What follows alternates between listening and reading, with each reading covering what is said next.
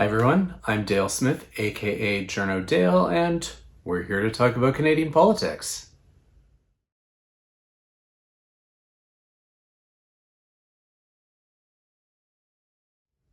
All right, well, it's time to take some of your questions, and we're going to start over on Bluesky. And first one is from Keith Lovett, who asks, do we need a truth in politics law which holds politicians and their representatives accountable for knowingly lying? Great in theory. I just think that in practice, that's going to be incredibly hard to enforce, in part because it really butts up against the charter right of freedom of expression. And there's going to be a whole lot of litigation around just what is exactly true and not. And did they knowingly lie or did they not? Which goes to the whole mens rea aspect. And that's just going to be a lot of really long and complex litigation. And it's likely just to be tying everyone up in the courts for years at a time. So I just don't see it as being practical for all these various reasons. I mean, we did used to have particular laws against false news. Those have since been overturned, that kind of thing. So it would be great. Don't get me wrong. But unfortunately, I just don't see how that's practical and would likely violate the charter when it gets, when it gets challenged like that. So yeah, it's one I wish we could. Just I don't see how it's workable. Our next question is from Saeed Khan, who asks, why do you think Freeland is polling so far behind Carney in the leadership race?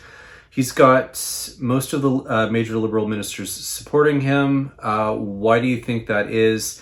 Is Freeland disliked within the caucus?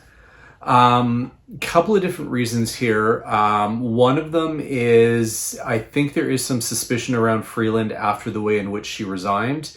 And kind of the way in which she took Trudeau out with her in that regard. There's been some competing stories as to some of the things that happened over that call with Trudeau and what was being promised and what was not. I've heard from a couple of people within PMO that Freeland's version of events is slightly different than what they believe happened. Not in a hugely major way, but just in terms of some of the details that she had somewhat agreed to work out and then decided 3 days later with almost no notice to resign instead of going along with what they had discussed. So there is some suspicion around that. I think this is also a matter of whom they deem to be most economically credible, because Freeland has been finance minister for several years now, and there has been this narrative around things like the size of the deficit, the debt to GDP ratio, the fiscal anchors, all that kind of stuff, that she is not seen as credible economically as Carney somehow is, because even though Carney, as a former central bank governor, does have economic credentials, but monetary policy and fiscal policy are very different beasts. So people are assuming that those skills would be innately transferable. I don't know that they necessarily will be. And so I think that's part of it. I think there are people for whom Mark Carney represents more change for the electorate than Freeland does, as Freeland has been right by Trudeau's side for the past 9 years, and therefore can't be seen as enough of a change candidate, whereas Carney, who is not currently a member of the House of Commons or cabinet, can be seen more credibly as an outsider or someone who is less tainted by some of what has gone on for those past 9 years. So I think it's a combination of those things. I think it's also because Freeland does not have the same natural charisma that Carney has as well. And she can be somewhat off-putting to people as well. So I think that that also plays in there as well. Those are what I see. It could be some other things in there as well, but this is what I'm able to observe from my particular vantage point. Our next question is from Patricia Sutherland, who asks, I've been thinking or worrying a lot about political journalism and it not being able to meet the moment. Oh, yeah. What practices do you think journalists should adopt and or let go of when reporting political stories? Well, obviously, my first answer is going to be both sidesing, because that I think is part of how we've gotten to this moment. And why certain politicians have learned that they can get away with lying quite brazenly because they know that they won't be called out on it. Rather, the political journalists will simply both sides what they're saying. And so I think that has emboldened part of that. And I think that's one of those kinds of things that, as political journalists, we need to really rethink how we're framing, constructing stories based on this both sides model. And part of that is also because there's a certain level of fear among a lot of political journalists, or rather their editors and their bureaus, that if they don't scrupulously both sides everything, that they will be sued by the people involved. And that's certainly one of the things that keeps them very cautious in their use of language and in the way in which they frame things in this kind of both sidesing manner. So that is obviously one of them. I think part of it is that we are in an age right now where there are not enough journalists, political journalists, particularly in Ottawa, who have enough institutional memory about things. A lot of the old timer journalists are now retired or moved on to non-journalism careers. And therefore you don't have as many people around as you used to who have a memory of 2 or 3 prime ministers ago and how things operated, and things that had happened during those years. When you have a bunch of journalists in a bureau for whom this is the only prime minister they've ever known in their adult lives, it's hard to have a basis for comparison for how things have been in the past, and just in terms of claims that are being made which go against history. And when you have people who were not around to witness that history, it makes it harder for them to have a finely enough tuned bullshit detector for some of that as well.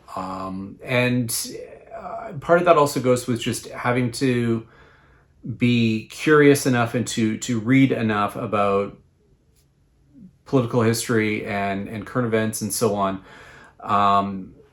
so that they're able to again get a better sense of what they're hearing, what's being said, and how best to describe that. I don't think we're quite as far along as in the US in terms of not being able to call out authoritarian tactics and so on, and the notion of sane washing Trump and all of that. We don't have the same level of that is being seen in a lot of the legacy media in the US, but to an extent that does happen here as well. We will, when we hear outrageous things like, for example, when Rachel Thomas said that Trudeau is a dictator on the floor in the House of Commons, it got mentioned, it got both sides, and then it didn't really go anywhere in terms of what the significance of someone saying that is, in terms of how she is constructing an alternate reality for particular audiences to believe in. So it's harder for political journalists to do that in a very, I guess, neutral or I don't want to really kind of say nonpartisan, but in a way that constructs it as kind of an objective reality, rather than allowing the parties to build the framing mechanisms that spin events in certain ways, and journalists just kind of going along with those framing mechanisms, because again they're afraid to kind of stand back and say, no, that's not accurate. It does happen in some cases. You do have some journalists, particularly some of the older ones, who will call certain things out in their copy, but it's rare. You have other ones who are so credulous and will believe absolutely everything, that a bunch of stuff winds up in their stories that is based on essentially hearsay or one person's argument. And I think there's also, just to bring things back, there's also a fear in some of the journalists that if they do take too much of a stand, then against some of the things that are not really being not true that are being said, is that they will somehow lose their access to members of certain parties, that they won't get their phone calls returned and so on. And that is another particular fear that is going on right now, at this very moment among a lot of journalists, because of ways in which conservatives in particular are behaving towards certain journalists and certain outlets. For example, boycotting, going on certain political shows, that kind of thing. And so again, it creates this climate of fear, that they don't want to lose that access, so therefore they're going to be more timid, or just be more, more of a stenographer in how they're reporting things rather than calling stuff out. I don't think that that's necessarily a great way to be doing journalism, and that if a party is going to boycott you, that kind of needs to be called out, and we can't pretend that we can't still cover them, because they do say things in other mediums that we are able to hear and can report, without having them say it to us directly. And so these are all things,